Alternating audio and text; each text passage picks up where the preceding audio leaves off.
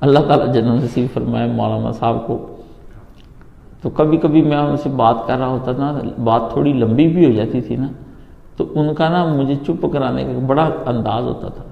وہ جو شعر پڑھے ہوتے تھے وہ ضروری ہوتی تھی اور توجہ بٹ جاتی تھی، تو انہوں نے نا وہ عبارت ہی اونچی آواز سے پڑھنی شروع کر دینی ہے. امام شافعی نے فرمایا کہ اس طرح ہے، انہوں نے اونچی آواز سے پڑھنی، عربی ہوتی عربی پڑھنی شروع کر دی. مجھے احساس دلانا بھی تو مجھے انٹرپٹ کر رہا ہے اور میرا ذہن تیری جانب سے بٹ رہا ہے.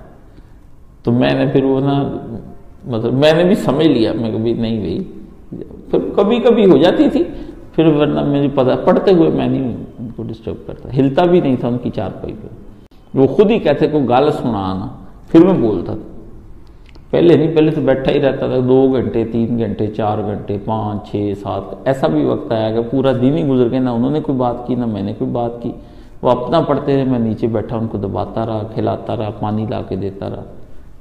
ایسا بھی وقت آیا کہ ہم استاد شکیل صبح 6 بجے بیٹھے اور رات 10 بجے ہم نے فارغ ہوئے ایک تحقیق سے. ایک چھوٹا سا رسالہ ایسا بھی تھا، اس پہ ہم نے 10 گھنٹے تحقیق کی. وہ بھی تھک گئے، میں بھی تھک گیا. تو اس طرح، اور میں نے بھی روٹی نہیں کھائی، انہوں نے بھی نہیں کھائی. ایسا بھی وقت آیا.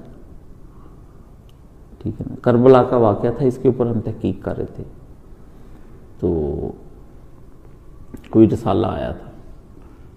اس طرح بھی ہوا ہے. اللہ کو وہ بہت یاد کرتے تھے. وہ